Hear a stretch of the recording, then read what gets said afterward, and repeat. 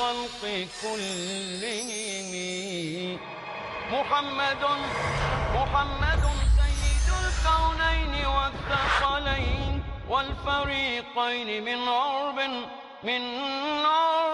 ومن عجم هو الحبيب الذي ترجى شفاعته. السلام علیکم ورحمۃ اللہ وبرکاتہ. وعلیکم السلام ورحمۃ اللہ وبرکاتہ. الحمد للہ رب العالمین والصلاة والسلام علی رسولہ الکریم وعلی آلہ وصحبہ اجمعین ومن تبعہ باحسان الی یوم الدین، اما بعد. محترم بھائیوں اور بہنوں، اللہ تعالیٰ نے رسول اکرم صلی اللہ علیہ وسلم کو ساری دنیا کے لیے رسول بنا کر بھیجا. نبی کریم صلی اللہ علیہ وسلم کی تشریف آوری ساری دنیا کے لیے رحمت ثابت ہوئی. اگر ہم یہ چاہتے ہیں کہ اپنی زندگیوں کو نبی کریم صلی اللہ علیہ وسلم کی تعلیمات سے منور کریں، ہمارے لیے ضروری ہے کہ ہم نبی صلی اللہ علیہ وسلم کی تعلیمات، آپ کی ہدایات اور آپ کے فرامین کو پڑھیں، سمجھیں اور اس کے مطابق زندگی بسر کریں. اس لیے کہ جو گھر نبی کی سنت سے خالی ہو گویا کہ وہ تاریکی اور اندھیرے میں بھٹک رہا ہے، اور جس گھر میں سنت کی روشنی آ جائے وہ گھر منور ہو جائے گا اور اس گھر کے اندر سے آپ خیر و برکت محسوس کریں گے. ہم اس سے پہلے حج کے جو مختلف طریقے ہیں وہ بتا رہے تھے. اس کے بعد اس میں اگر کوئی آپ سوال کرنا چاہیں یا کوئی بات ہو وضاحت طلب، چاہے وہ مدینہ منورہ کے سفر کے بارے میں یا حج کے بارے میں، آپ پوچھ سکتے ہیں. آپ. السلام علیکم. وعلیکم السلام. اکثر یہ سنا گیا ہے کہ جب شیطان کو پتھر مارنے یا کنکری مارنے لوگ جاتے ہیں تو اپنی جگہ پر کسی اور شخص کو بھیج دیتے ہیں، ایسا اکثر سننے میں آیا ہے. تو یہ جو ہے حج کے ارکان میں کچھ اس سے فرق پڑتا ہے کیا؟ ماشاءاللہ، یہ بڑا اہم نکتہ ہے کہ کنکریاں شیطان کو مارنے کی، یعنی جمرات کو مارنے کی جو ہیں، کسی وجہ سے وہ آدمی خود نہیں مار سکا تو کیا اس کی طرف سے وہ دوسرے کو وکیل بنا سکتا ہے؟ جواب ہے ہاں، بنا سکتا ہے. کہ بعض اوقات اگر کوئی آدمی ریزن ہو، اس کا کوئی معقول ریزن ہو، جیسے معمر آدمی ہے یا تھوڑا کمزور ہے یا وہاں تک جانے کی صلاحیت نہیں ہے، تو ایسی صورت میں آپ کسی کو دے دیں. مثلا بیوی اور شوہر دونوں حج کر رہے ہیں اور بیوی نہیں جا سکتی وہاں تک، تو وہ اپنے شوہر کو دے دے اپنی کنکریاں. تو جب آپ اپنی ماریں گے تو اپنی بیوی کی طرف سے بھی آپ مار سکتے ہیں. پہلے اپنی مار لیں، پھر اپنی بیوی کی طرف سے یا جس کی طرف سے بھی آپ مارنا چاہتے ہیں. تو اس میں وکالت جائز ہے، ضرورت اور عذر کی بنیاد پر. آپ. السلام علیکم. وعلیکم السلام. شیخ، جیسا کہ کچھ لوگ حج پہ جاتے ہیں تو حج پہ جانے سے پہلے ایک بڑے بینڈ باجا وغیرہ بجایا جاتا ہے، اس کو مالا وغیرہ حاجی کو پہنا کے پورے محلے پڑوس والے لوگ سب اس کو ایئرپورٹ تک چھوڑنے جاتے ہیں. تو یہ کہاں تک صحیح ہے؟ کہ شاید اپنے حج پہ جانے سے پہلے کچھ لوگ بینڈ باجا اور پھر اس کے بعد جو ہے سارے محلے کو بتا کر جاتے ہیں، تو یہ کہاں تک صحیح ہے؟ دیکھیے، حج ایک مقدس سفر ہے. اس مقدس سفر کو آپ شیطانی کام سے اس کا آغاز کریں گے. بینڈ باجا خود منع ہے، اگر اس کے ذریعے سے آپ یہ مقدس کام کریں گے تو ایسا ہی ہوا جیسے کوئی نماز جمعہ کو جانے کے لیے پہلے اطراف میں جو ہے بینڈ باجا میوزیشین کو کھڑا کر دے کہ یہ صاحب نماز جمعہ ادا کرنے کے لیے جا رہے ہیں. تو ایک اچھا کام کرنے کے لیے کوئی آدمی شیطانی حرکت کرے، پہلا ہی قدم اس کا غلط ہو گیا. اسی لیے حج کی تیاری کے بارے میں اللہ تعالیٰ نے فرمایا وَتَزَوَّدُوا فَإِنَّ خَيْرَ الزَّادِ التَّقْوَى وَاتَّقُونِ يَا أُولِي الْأَلْبَابِ. اس سفر کے لیے تقوی کا توشہ تیار کرو. تقوی، کیونکہ یہ بہت اہم چیز ہے. اگر تقوی مجروح ہو جائے تو پورا سفر بیکار ہو جائے گا. تو حاجی صاحب کو چاہیے کہ اپنے دل کو، دماغ کو، ارادے کو صاف ستھرا بنائیں تاکہ سنت کے مطابق وہ حج کر سکیں. بعض جگہوں پر پتہ نہیں کیسے یہ اس طرح کی رسمیں پڑ گئی ہیں، تو اس لیے لوگ کرتے ہیں عقیدت کے مارے، لیکن یہ کام غلط ہے. آپ کچھ.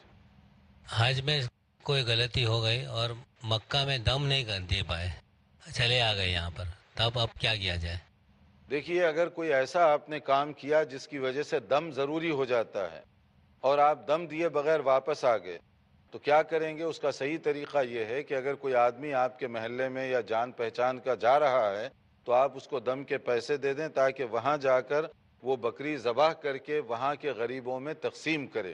کیونکہ دم मक्का मुकर्रमा ही में देना चाहिए। मक्का मुकर्रमा को छोड़कर दम वो नहीं होता, वहीं पर देंगे और वहीं पर तकसीम किया जाएगा। तो आप किसी के ज़रिए से भेज दें या आपके कोई ताल्लुकात हैं तो वहाँ रहने वालों को आप फ़ोन करके भी बता सकते हैं कि मेरी तरफ से ये कर दें, बाद में उसकी आप पेमेंट कर दें। हज के अलावा भी या हज के दिनों में ही करना है? वो हज के दिनों की ये शर्त नहीं है। दम जो है आगे पीछे भी हो सकता है। मिसाल के तौर पे आप 13 तारीख को हज मुकम्मल कर लिए, 13 के बाद जो है 14 तारीख को आप चले गए जिद्दा या कहीं भी और आपने तवाफ़ विदा नहीं किया मिसाल के तौर पे, तो दम ज़रूरी हो जाएगा। हज का तो टाइम ख़त्म हो गया लेकिन दम वहाँ पर ज़रूरी होगा। तो उसके लिए ज़रूरी है कि मक्का मुकर्रमा के गरीब और फ़कीरों के लिए वो दम देकर वो जो बकरी है उसके गोश्त उनको तकसीम करे। शेख, हैज़ के आलम अगर कोई औरत हज करने गई और वहाँ पे वो हैज़ के हालत में हो गई तो उसका हज हुआ या नहीं हुआ? क्योंकि बाकी अरकान नमाज वगैरह वो उसमें अदा नहीं कर सकती है। उसके हज के बारे में जैसे हमने बताया कि हज तो होगा उसका, वो दीगर हुज्जाज किराम के साथ शामिल होकर वो तमाम काम करेगी जो हाजी करते हैं। मसलन 8वीं तारीख को मिना जाएगी, उसके बाद अरफात जाएगी, फिर मुज़दलिफ़ा आएगी, फिर मिना, और मिना में जो काम है शैतान को मारने का, इसी तरह से कुर्बानी का, कंकरियों का, ये सब करेगी।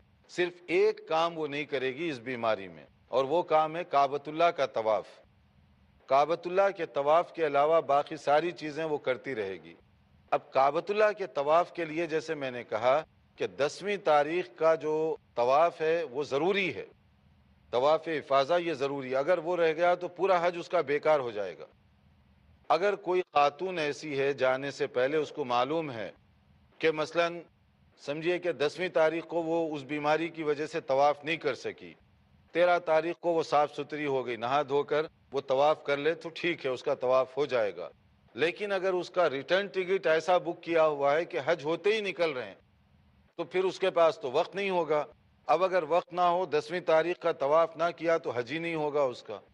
इसीलिए ऐसी ख़वातीन जो उन दिनों में बीमार होने का इम्कान है, जैसे उनको पहले से अंदाज़ा होता है, तो उसके लिए वो पहले से अपने डॉक्टर से रुजू कर सकते हैं। और इस सिलसिले में उलमाए किराम ने मुख्तलिफ़ किस्म के फतावे भी दिए हैं कि उसकी रोकथाम के लिए या उसको डिले करने के लिए दवाएं वगैरह भी अवेलेबल हैं इस वक्त मार्केट में, वो भी इस्तेमाल कर सकते हैं डॉक्टर के मशवरे के साथ, ताकि उन दिनों में ये हादिसा पेश ना आए। क्योंकि अगर वो आ गया, पूरा काफिला वापस जा रहा है, अकेली औरत रुक नहीं सकती, और अगर वो सब काफिले वाले उसके साथ रुकना चाहें, रिजर्वेशन का मसला, होटल का मसला, क़ियाम का, कई कई मसाइल पैदा हो जाते हैं। और उन दिनों में अगर रिजर्वेशन आगे पीछे हो गया तो एक दो तो नहीं है, वहाँ पर लाखों की तादाद में लोग हैं, तो वो सारी चीज़ें मुश्किलात में बदल जाएंगी। इसलिए ये गुंजाइश रखी गई है। शेख, ये आपने तवाफ़ का बताया, सपोज वो अरफात में है और हैज़ के आलम में है, तो वहाँ पे जो ज़ोहर असर जो कसर नमाज पढ़ाई जाती, तो नमाज में क्या शामिल हो सकती है इस आलम में? नहीं, उस खातून के लिए जो उस हालत में नमाज नहीं पढ़ सकती। नमाज और तवाफ़ की शराइत एक जैसी है, यानी पाक साफ होना, वज़ू की हालत में होना, ये ज़रूरी है। मैदान अरफात में वो जाएगी, मैदान अरफात में चूँकि उसके कदम पड़ गए तो इसलिए वो काउंट हो गई। अगर वो नमाज नहीं पढ़ रही तो उसकी वो फिज़िकल ऐसी मजबूरी है जिसमें अल्लाह ताला ने उनको माफ़ किया हुआ है, तो हज उसका पूरा हो जाएगा। अगर वो अरफात के मैदान में ना जाए फिर हज नहीं होगा। आप शेख, कितने साल के बच्चे पे अगर लड़का है या लड़की है हज फर्ज है, और अगर वो अपने वालिद साहब के साथ में हज करने जाते हैं तो उसको किसको कितना सवाब मिलता है, उसके बारे में? इससे पहले जैसे वो हदीस गुजरी थी कि रसूल अकरम सल्लल्लाहु अलैहि वसल्लम जब हज फरमा रहे थे तो आप अभी रास्ते में थे, तो एक औरत ने अपने बच्चे को जो गोद में उठाई हुई थी उसको उठाकर पूछा कि ये हज कर सकता है? तो आपने फरमाया ये हज पे जा सकता है, मगर यह है कि उसका सवाब तुम्हें मिलेगा। क्या मतलब हुआ? बच्चे पर हज जो है फ़र्ज नहीं है, लेकिन अगर बच्चे जा रहे हैं माँ बाप के साथ तो माँ बाप को उसका सवाब मिला। हज फ़र्ज होता है बालिग होने के बाद। बालिग होने के लिए उम्र नहीं, फिज़िकल कंडीशन के ऊपर वो डिपेंड करता है, जिस्मानी हालत पर, क्योंकि हर इलाके की, बल्कि बाज़ औक़ात अपने अपने ख़ानदान का जो है वो तरीक़ा भी उसमें होता है। मसलन कुछ लड़कियां हो सकता है 12 साल में बालिग हो जाएं, कुछ 14 में हो, कुछ 13 में हो, ये हालात के ऊपर डिपेंड करता है। तो उम्र की नहीं क़ैद रखी गई। यही बात मर्दों के लिए भी है कि हो सकता है कोई 12 साल में बड़ा हो जाए, कोई 13 में हो, कोई 14 में हो। تو شریعت کہتی ہے بلوغت پوبرٹی، کہ اگر وہ میچورٹی کی عمر کو پہنچ رہے ہیں تو پھر حج یا دوسری عبادت اس وقت فرض ہوگی. اس سے پہلے جو بھی کریں گے ان کے لیے وہ نفل بنے گا، فرض حج اس کے لیے باقی رہے گا. ناظرین، یہاں وقت ہوا ہے ایک ہلکے سے وقفے کا. دیکھتے رہیے ہمارا پروگرام. مختصر بریک کے بعد حاضر ہوتے ہیں. محمد سید الكونین والثقلین. ناظرین، وقفے کے بعد دوبارہ آپ کی خدمت میں حاضر ہیں. وقفے سے پہلے ہم قرآن و سنت کی روشنی میں کچھ ہدایات دے رہے تھے. اس کے بعد اس میں اگر کوئی آپ سوال کرنا چاہیں یا کوئی بات ہو وضاحت طلب، چاہے وہ مدینہ منورہ کے سفر کے بارے میں یا حج کے بارے میں، آپ پوچھ سکتے ہیں. جی، آپ کچھ پوچھنا چاہتے ہیں؟ جی شیخ، حج کے ٹائم پہ قربانی کا جو مسئلہ آتا ہے، ہم نے کہیں پیسہ دے دیا اور ہمارے نام سے قربانی ہو گئی، ہم اس میں کہیں سے شامل نہیں ہیں، جبکہ رسول پاک صلی اللہ علیہ وسلم کے لیے میں نے سنا ہے کہ جب وہ حج کے لیے گئے تو اپنے ساتھ قربانی کا جانور خود لے کر کے گئے. تو یہ کہاں تک کہ کتنا ہم کو قربانی کا وہاں پہ اجر ملتا ہے اس کا؟ ہاں، حج کے لیے جو ہے قربانی کا مسئلہ کہ نبی کریم صلی اللہ علیہ وسلم کے ساتھ خود قربانی کے جانور تھے، تو ہم کس طرح سے کریں؟ جیسے اس سے پہلے بتایا گیا، قربانی کرنے کے دو طریقے وہاں پر اس وقت بھی موجود ہیں. وہ یہ ہے کہ ہدی اور قربانی وغیرہ سب، اس کا ایک طریقہ یہ ہے کہ آپ خود وہاں کمیلے کو یا سلاٹر ہاؤس کو چلے جائیے، مجزرہ جہاں انتظام کیا گیا. مینا میں بہت بڑا ہے، اسی طرح مکہ مکرمہ میں بہت بڑی جگہ اس کے لیے الاٹ کی گئی ہے. وہاں جانور بھی ہوتے ہیں، انتظام بھی ہوتا ہے. اگر آپ کے اندر اتنی ہمت ہے تو آپ خود جا سکتے ہیں اور اپنا جانور خود ذبح کر لیں یا ذبح کروا لیں. ایک طریقہ یہ ہے. دوسرا طریقہ یہ ہے کہ وہاں پر گورنمنٹ کی طرف سے انتظام کیا ہوا ہے کہ کچھ لوگ ہیں جو آپ کی طرف سے قربانی کریں گے. آپ کے لیے یہ ہے کہ وہ ٹوکن خرید لیں، پیمنٹ کر کے ٹوکن لے لیں، آپ کو وہ دے دیں گے ٹوکن. اس کا معنی یہ ہے کہ آپ کی طرف سے وہ قربانی کریں گے. اب وہ سپروائز بائی گورنمنٹ ہیں کہ گورنمنٹ پورا چیک کرتی ہے کہ مثلا آپ کے 100 ٹوکن فروخت ہوئے، 100 جانور وہاں پہنچنا چاہیے اور 100 جانوروں کی آپ قربانی کریں گے. پھر وہ جو قربانی کریں گے ان کا گوشت محفوظ کر کے غریب ملکوں کو گورنمنٹ اپنے خرچے پہ پہنچاتی ہے. یہ دونوں امکانات ہیں. تو دوسرا جو آپشن ہے آپ کے لیے ایزی بھی ہے اور گوشت محفوظ حالت میں غریب لوگوں تک پہنچایا بھی جاتا ہے. شیخ، ایک اور سوال اس میں کہ جیسے آج کل بہت ساری کمپنیز ہیں یا بہت سارے پروفیشن ایسے ہیں جس میں آدمی کام کے لیے بھی جاتا ہے اور اس کا حج ہو جاتا ہے. سپوز وہاں پہ حج کوریج کے لیے بہت سارے چینل کے لوگ آتے ہیں اور وہ پیڈ ہوتے ہیں چینل کی طرف سے. حج کی نیت ان کی ہو جاتی ہے کہ احرام میں رہیں گے، حج کر لیں گے، سارے ارکان پورے کریں گے. تو کوئی دوسرے کے پیمنٹ سے کیا، پیسے سے کیا ہم حج کر سکتے ہیں؟ ہاں، یہ بڑا اہم سوال ہے جو وہاں بھی لوگوں میں کثرت کے ساتھ یہ پیدا ہوتا ہے کہ اگر مجھے کسی نے دعوت دی اور میں حج کر رہا ہوں یا میں اپنے کسی کام سے گیا، جیسے مان لیجئے میڈیا والے ہیں یا ڈاکٹر کو لے لیجئے، مثلا ڈاکٹر صاحب وہاں پر چلے گئے اپنے کام سے، لیکن وہ حج بھی کر رہے ہیں، تو کیا ان کا حج ہو جائے گا؟ طریقہ یہ ہے کہ ہو جائے گا. وہ اس لیے کہ حج کرنے کے لیے یہ ضروری نہیں ہے کہ صرف آپ ہی کے پیسے ہوں. اگر آپ کوئی کام کر رہے ہیں، مانگ کر نہیں، بھیک مانگنا یہ منع ہے حج کرنے کے لیے، لیکن یہ ہے کہ آپ کے جاب کا ایک حصہ ہے، تو آپ وہ کام کر رہے ہیں اور باقاعدہ حج کے لیے جو اصول ہیں، مثلا احرام پہننا، مینا، عرفات، مزدلفہ وغیرہ وغیرہ جو مناسک ہیں وہ پورے ادا کریں گے تو آپ کا انشاءاللہ حج ہو جائے گا. کیونکہ حج کے زمانے میں بزنس کرنے کے لیے حاجیوں کو منع نہیں کیا گیا. اگر کوئی حاجی حج کرنے کے لیے جا کر وہاں کوئی خرید و فروخت وغیرہ یا بزنس کرتا ہے، اس سے نفع بھی کماتا ہے، تو وہ جائز ہے اس کے لیے. مگر شرط یہ رکھی گئی کہ آپ چاہے بزنس کریں یا کوئی کام کریں، حج کی عبادت میں فرق نہ آنے پائے. عبادت اور اس کے جو مناسک ہیں، ارکان حج، وہ پورے کرتے جائیے آپ، انشاءاللہ تعالی آپ کا حج بھی ہوگا اور پلس آپ جو کام کر رہے ہیں وہ کام بھی ہوگا. ہاں، اگر آپ کا جو مینیجر ہے، سپروائزر ہے، اس کو اعتراض ہے تو آپ اس کے ساتھ ایڈجسٹ کر لیں. اگر وہ اجازت نہیں دے رہا، آپ چوری سے احرام پہنیں گے، پھر وہ غلط ہو جائے گا. وہ کہتا ہے کہ نہیں، میں نے جو جاب کے لیے آپ کو رکھا ہے، اگر آپ حج کریں گے تو وہ ڈیوٹی نہیں کر سکتے، تو اس لیے میں اس کی اجازت نہیں دیتا. جیسے پولیس ہے، مثلا پولیس کا کام جو ہے وہاں پر سارا نظام سنبھالنا ہے. اگر پولیس بھی احرام پہن لے تو پھر اس کا نظام گڑبڑ میں آ جائے گا.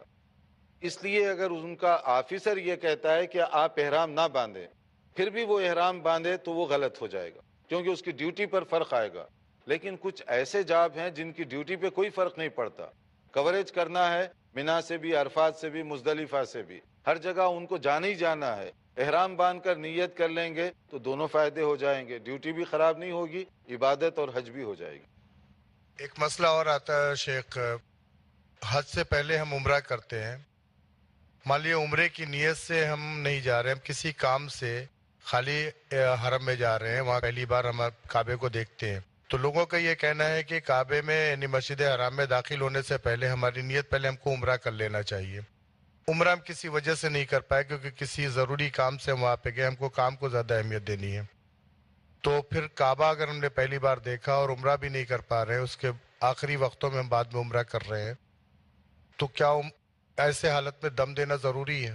ہاں، اگر کوئی آدمی مکہ مکرمہ پہنچ گیا، کعبہ کو دیکھنے کے بعد عمرہ کرنے کی خواہش پیدا ہوئی، تو اس کے لیے اصل میں وہیں سے عمرہ نہیں کر سکتا، وہ اس کے لیے طریقہ ہے کہ میقات جانا پڑے گا، جو قریب ترین وہ باؤنڈری لائن ہے وہاں پر وہ جائے، وہاں جا کر احرام پہنے باقاعدہ، وہاں سے نیت کرے، پھر اس کے بعد وہ آئے گا، اس لیے کہ عمرہ یا حج کرنے کے لیے میقات سے نیت اور احرام یہ ضروری ہے۔ آپ مکے میں پہنچنے کے بعد اچانک اگر نیت کریں گے پھر واپس جانا پڑے گا، کیونکہ آپ نے احرام نہیں پہنا، آپ نے نیت بھی نہیں کی۔ تو مکہ مکرمہ کا جو نیئرسٹ بارڈر ہے، جو میقات یعنی وہ جو مقررہ جگہ ہے، وہ بہت قریب ہے، اس کے لیے اتنی محنت بھی نہیں ہوگی، وہاں جا کر آپ پراپر احرام باندھ کر آئیں گے تو پھر آپ کا انشاءاللہ تعالی عمرہ ہوگا۔ اور ویسے بھی اگر آپ کی نیت ہے تو یہ شرعی طور پر بھی غلط ہو جائے گا کہ آپ بغیر احرام کے مکے میں داخل ہی نہیں ہو سکتے۔ مکے میں داخل ہونے کے لیے عمرہ یا حج کرنے والوں کے لیے یہ شرط ہے کہ احرام کی حالت میں ہوں۔ اگر بغیر نیت کے آپ جا رہے ہیں وہاں کاروبار کے سلسلے میں، آپ کی عمرہ کرنے یا حج کرنے کی نیت نہیں ہے، اپنے جاب سے آپ گئے اور جانے کے بعد پھر آپ نے فیصلہ کیا کہ اب میں عمرہ کروں گا، پھر میقات پہ آئیں، اس وقت دم نہیں ہوگا، کیونکہ جو آدمی بغیر عمرہ یا حج کی نیت کے مکے میں داخل ہو وہ بغیر احرام کے داخل ہو سکتا ہے۔ جیسے مثال کے طور پہ کوئی کام کرنے والا ہے، سمجھیے پوسٹ مین ہے، وہ رہتا جدے میں ہے، مکے میں آ رہا خط ڈیلیور کرنے کے لیے مثال کے طور پہ، تو اس کا جو ہے عمرہ یا حج سے نہیں ہے تعلق، نہ اس کی نیت ہے، وہ تو خط ڈیلیور کرنے آ رہا مکہ مکرمہ میں، تو وہ احرام کے بغیر آئے گا اور اس پر کوئی پابندی نہیں ہے، نہ دم ہے نہ کوئی چیز ہے۔ صرف دم اس وقت ہوتا ہے جب آپ اگر یہ ارادہ کر لیں کہ میں عمرہ کروں گا اور کیے بغیر چلے جائیں گے، تب گڑبڑ ہوگی۔ تو جو لوگ ایسے کام کاج کے لیے جا رہے ہیں وہ نیت نہ کریں پھر عمرہ کرنے کی، آپ جائیں ویسے ہی، اور اس کے بعد جتنا آپ کا کام ہے پھر آپ آئیں، اور آنے کے بعد آپ پھر سے جو ہے ارادہ کریں عمرہ کرنے کا، تو یہ آپ کے لیے زیادہ ایزی ہوگا۔ ویسے بائی دا وے عمرہ کی جو لباس وغیرہ کی جو بات آپ فرما رہے ہیں کہ اس میں جو ہے نا واقعی دیکھنے میں لگتا ہے کہ وہ بڑا ہیوی ہے، اس کے ریسٹرکشنز وغیرہ، لیکن ٹائم بھی تو بہت مختصر ہے اس کا، اس میں شاید اتنی آپ کو پریکٹیکلی پرابلم نہ پیش آئے۔ ٹائم اس لیے محدود ہے کہ عمرہ جو ہے چند گھنٹوں میں ختم ہو جائے گا، حج کے لیے کام لمبا ہے، ٹائم بھی لمبا ہے، لیکن عمرے کے لیے تو اسی دن جس دن آپ پہنچیں گے اسی دن سامان رکھ کر آپ سیدھا عمرہ کر لیں، تھوڑی دیر میں آپ کا عمرہ یعنی 3 سے 4 گھنٹوں کے اندر پورا عمرہ ہو جائے گا انشاءاللہ۔ شیخ احرام کی حالت میں ہم وہاں پہ رہتے ہیں، احرام کی حالت میں جو اکوپمنٹس ہوتے ہیں کسی بھی میڈیا والے کے، کیمرہ ہے، ریکارڈر ہے، تمام چیزیں ایسیسریز ہیں، اس کو جب ہم کیری کرتے ہیں تو ہم کو اپنے جسم میں کیمرہ کیری کرنا پڑتا ہے، یعنی ہینگ کر کے جانا پڑتا ہے۔ ایسے حالت میں ہمارا جسم پورا کھلا ہوتا ہے، احرام کی حالت میں ایک بیلٹ لگی ہوتی ہے، تو احرام گرنے کے زیادہ خطرے ہوتے ہیں۔ تو اس حالت میں، اور دوسری چیز اگر ہم میڈیا میں چینل میں کام کر رہے ہیں تو ہم کسی کے پیڈ امپلائی ہوتے ہیں، اس نے ہم کو عمرہ کی پرمیشن دے دیا لیکن ہمارے جانتے بوجھتے اس کا نقصان نہیں ہونا چاہیے، یہ ہماری اپنی ذمہ داری بن جاتی ہے۔ اس حالت میں ہم نے نیت تو کیا ہے کہ انشاءاللہ ہم عمرہ کریں گے، وہاں سے آفس سے پرمیشن ہے، نہیں چینل سے پرمیشن ہے، لیکن اپنا کام ختم کرنے کے بعد پھر ہم میقات جاتے ہیں، میقات سے واپس آتے ہیں، سارے ارکان عمرہ کے پورا کرتے ہیں۔ پہلے ہم عمرہ نہیں کر پاتے، سوال یہ ہے پہلے ہم عمرہ نہیں کر پاتے۔ اس میں کچھ عالم یہ کہتے ہیں کہ پہلی بار ہم نے کعبے کو دیکھا ہے تو عمرے احرام کی حالت میں ہونا چاہیے، عمرہ لازم ہے۔ اگر ہم عمرہ نہیں کر پائے تو ہم کو کعبے کو دیکھا تو اس کے عوض میں دم دینا چاہیے، تو دم کیسے لازم ہو گیا میرے اوپر؟ اسی لیے کہ آپ احرام کے بغیر اندر داخل ہوئے، جس سے ہمیں منع کیا گیا تھا، اس لیے دم لازم ہو گیا. لیکن اسی لیے ہم کہہ رہے ہیں کہ آپ نیت نہ کریں عمرہ کرنے کی، آپ اپنے کام سے جا رہے ہیں، بس وہی ارادہ رکھیں کہ کام مجھے پہلے کرنا ہے. جب کام ختم ہو گیا پھر عمرے کی آپ کو اللہ نے توفیق دی ہے تو پھر آپ میقات پہ جائیں، وہاں احرام وغیرہ باندھ کر آئیے. پہلے سے نیت نہ کیجیے، کیونکہ پہلے سے نیت کر کے داخل ہوں گے تو وہ شرائط ہوں گی. پہلے سے اپنے کام کی نیت رکھیں کہ میں کام سے جا رہا ہوں اور کام کیجیے، اس کے بعد پھر آپ جو ہے ارادہ کریں گے تو کوئی دم نہیں ہوگا انشاءاللہ.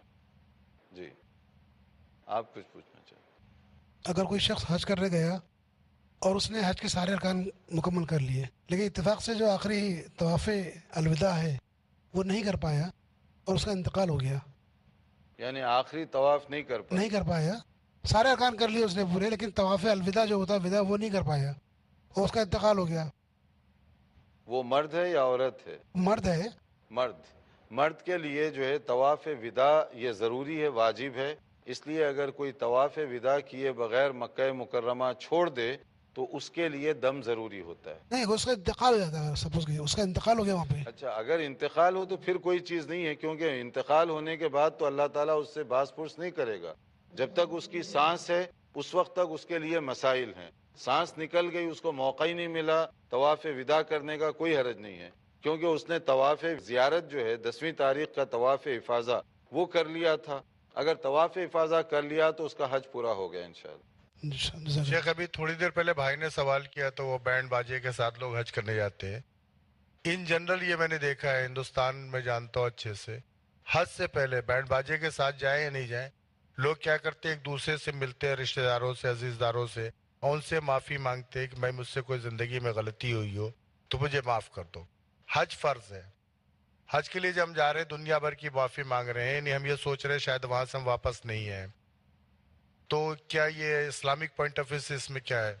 ہاں، اگر کوئی شخص جو ہے حج پر جانے سے پہلے رشتہ داروں سے معافی مانگتا ہے دل کی صفائی وغیرہ کے لیے، یہ ایک اچھی بات ہے، لیکن اس کا حج سے نہیں ہے تعلق. ہر وقت ایسے ہی ہونا چاہیے، اپنے دل کو صاف کرے. یہ نا اتفاقی لڑائیاں کدورتیں جو آپس میں ہو جاتی ہیں ان کو صاف کرے، یہ زیادہ بہتر ہے. اگر آپس میں رشتہ داروں میں کبھی اونچ نیچ ہو گئی، کبھی گرمی سردی ہو گئی، تو اس کا صحیح طریقہ یہ ہے کہ جب بھی آپ کو موقع ملے فوری طور پر آپ صلح صفائی کرنے کی کوشش کریں.